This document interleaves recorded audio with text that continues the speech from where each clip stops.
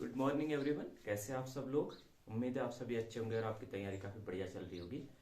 तो आज की वीडियो हमारी है क्वेश्चन के रिगार्डिंग, क्योंकि बहुत सारे जो बच्चे पूछ रहे हैं कि सर जो एलटी का हमारा एग्जाम होगा, जो उत्तराखंड एलटी शिक्षक भर्ती 2024 है, उसमें क्या हमारा पेपर 10 मार्च को हो पाएगा। ठीक है, तो ये अभी जो है 10 मार्च को पेपर होने की संभावना बहुत ही कम है, क्योंकि अभी जो है हमारा फरवरी लगभग मिड हो चुका है, फरवरी की 12-13 तारीख हो चुकी है। तो इसका मतलब क्या है, अभी फॉर्म भरने का फिर से अभी फॉर्म ही नहीं आए, तो फॉर्म भरने के लिए टाइम भी दिया जाता है। अगर माना फरवरी लास्ट तक फॉर्म भी आते हैं तो फॉर्म भरने के लिए मिनिमम 1 महीना तो चाहिए होता है फॉर्म भरने के लिए। ठीक है, तो बहुत सारी प्रक्रिया होती है फॉर्म भरने की, कभी डेट भी पड़ती है।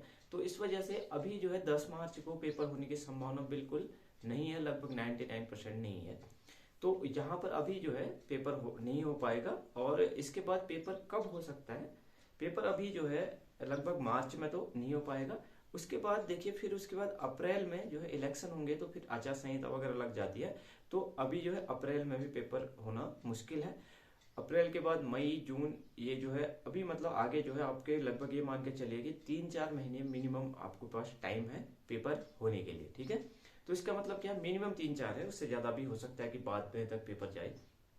तो अभी जो है आप अच्छे से अपनी तैयारी कीजिए, क्योंकि हर किसी एग्जाम के लिए चाहिए होता है कम से कम 5-6 महीने तो प्रिपरेशन के लिए चाहिए होता है। और ये कोई एलटी का एग्जाम इतना आसान भी नहीं है, क्योंकि आपको सारा हमारे साइंस में अगर हम देखें तो केमिस्ट्री भी कवर करना है, बायोलॉजी भी कवर करना है और पेडागोगी भी कवर करना है। ऐसे हर किसी सब्जेक्ट में बहुत सारा सिलेबस है, और सिलेबस भी इस हिसाब से दे रखा है कि कोई इंडिविजुअल टॉपिक उसने नहीं दे रखे हैं। सारा का सारा अगर कोई टॉपिक है, जैसे पीरियोडिक प्रॉपर्टीज है, तो पूरा पीरियोडिक प्रॉपर्टी दे दिया उसने, तो उसमें से कहीं से भी क्वेश्चन आने की संभावना रहती है।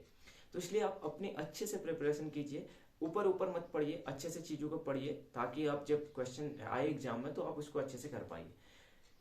जैसे मैंने पहले भी बताया था कि तैयारी करने का जो बेहतरीन तरीका है, सबसे पहले आप जो है सबसे पहले तो आप टॉपिक को पढ़िए, टॉपिक को आप सबसे पहले उसको समझिए। ठीक है, उसके बाद दूसरा काम है कि उसको पढ़ने के बाद, अच्छे समझने के बाद, चाहे यूट्यूब से पढ़िए, चाहे बुक से पढ़िए, एनसीईआरटी वगैरह से पढ़िए, या आपके पास कोई अदर गाइड वगैरह है उससे पढ़िए। उसके पास उसको पढ़ने के बाद आप उस टॉपिक के क्वेश्चंस जरूर कीजिए। ठीक है, आप उस टॉपिक के क्वेश्चंस जब करेंगे तो तब आपको पता चलेगा कि आपका वो टॉपिक क्लियर हो चुका है या नहीं हो चुका है। ठीक है, अगर आपको वो क्वेश्चंस हो जा रहे हैं तो इसका मतलब आपने टॉपिक अच्छे से समझ लिया है। अगर नहीं हो पा रहे हैं तो आप फिर से उसका रिवीजन कीजिए और देखिए कि कहाँ पर कौन से क्वेश्चंस करने में दिक्कत हो रही है और किस टॉपिक से रिलेटेड वो क्वेश्चन था।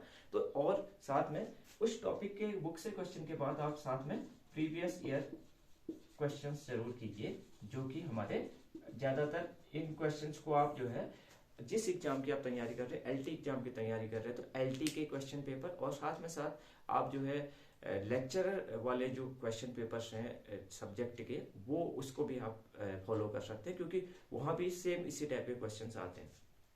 और पढ़ाई के लिए आपको मोस्टली आपको 11th एंड 12th तक की एनसीईआरटी, यानी 9 से 12 तक की एनसीईआरटी आप फॉलो कीजिए मेनली।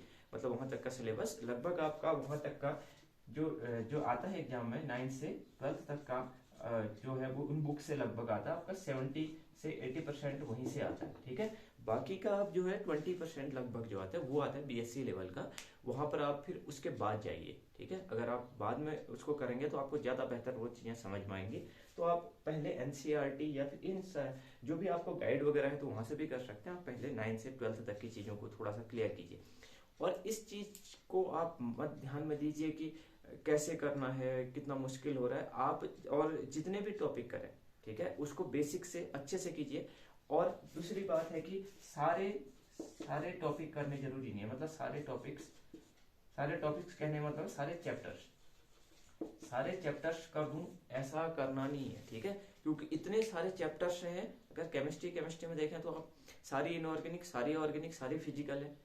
ठीक है, तो आप जो है उसमें से वही टॉपिक ज्यादातर मोस्टली कीजिए जो आपको अच्छे समझ में आ रहे हैं और अच्छा आप कर पाएंगे उसके क्वेश्चंस। आपने पता चला पढ़ सारा दिया, क्वेश्चन वहां एग्जाम में एक भी नहीं हो रहा है, तो आप अपने टॉपिक्स चूज कीजिए, आपको जो बेहतर लगता है, और आप एक बार क्वेश्चन पेपर देखिए पुराने वाले। ये बहुत जरूरी है कि क्वेश्चन पेपर देखना। आप क्वेश्चन पेपर देखिए पुराने, उसके अकॉर्डिंग आपको लगता है कि इस टॉपिक से ज़्यादा क्वेश्चन आ रहे हैं और इसको मैं कवर कर पाऊंगा, इसके क्वेश्चन भी कर लूंगा, तो आप ऐसे अपने अपने जो स्पेशल टॉपिक्स हैं उनको एक बार एक कॉपी में लिख लीजिए और उन टॉपिक्स को पहले आप कीजिए। अगर बाद में टाइम मिलता है तो बाद में टफ वाले टॉपिक भी कर सकते हैं, लेकिन सारा सिलेबस कवर करने से कि कोई भी एग्जाम क्वालिफाई नहीं होता है, ठीक है, क्योंकि सारा पढ़ के गए तो उतना अच्छे से कवर नहीं कर पाते हैं। तो इतने टॉपिक्स कीजिए जहां पर आपको अच्छे से कर पाए, ठीक है। और पूरी की पूरी इनऑर्गेनिक, पूरी की पूरी ऑर्गेनिक, पूरी की पूरी फिजिकल इतना नहीं भी कर पा रहे तो कोई दिक्कत नहीं है, लेकिन जितने आप टॉपिक कर रहे हैं उनको एक सॉलिड तैयार कीजिए, अच्छा उसमें समझ में आना चाहिए, और उन क्वेश्चंस को बिल्कुल आपको होने चाहिए अगर एग्जाम में आते हैं।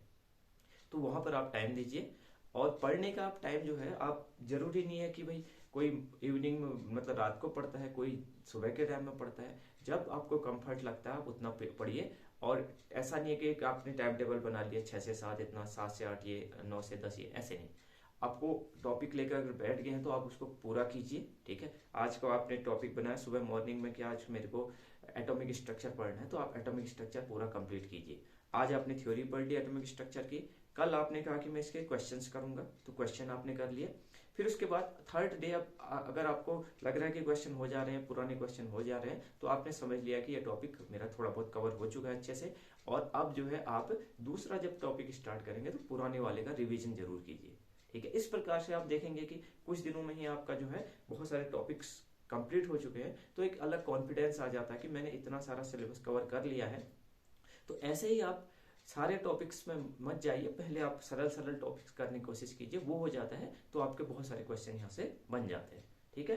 तो ये था हमारा आज की जो मैं वीडियो पे जो इन्फॉर्मेशन देना चाह रहा हूँ। और भी जैसे बहुत सारे बच्चे कह रहे थे कि तैयारी करवा दीजिए, तो तैयारी करवाने के लिए मैं यूट्यूब पे ही अभी पढ़ा रहा हूँ, क्योंकि थोड़ा सा टाइम नहीं मिल पाता, क्योंकि मैं भी जॉब में रहता हूँ, तो उस वजह से मैं टाइम नहीं निकाल पाता हूँ। फिर उसके बाद एग्जाम्स वगैरह में ड्यूटी वगैरह ये सब हो जाएगा, तो इस वजह से अभी मैंने कोई बैच स्टार्ट नहीं किया है। अगर होगा बैच स्टार्ट तो मैं आपको जरूर इन्फॉर्मेशन दूंगा। तो आज की वीडियो में इतना ही करेंगे। तो अगर कोई भी डाउट रहता है या कुछ भी दिक्कत होती है तो आप एग्जाम से रिलेटेड पूछ सकते हैं। मिलते हैं नेक्स्ट वीडियो में। Thank you.